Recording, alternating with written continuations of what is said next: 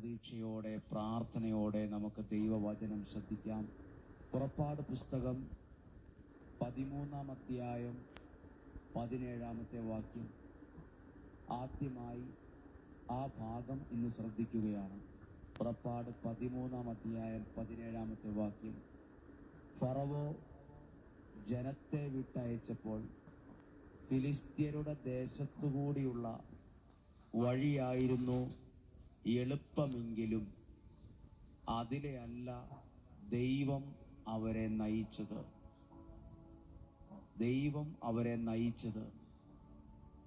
അപ്പോൾ ദൈവം നയിക്കുന്ന വഴികളുണ്ട്.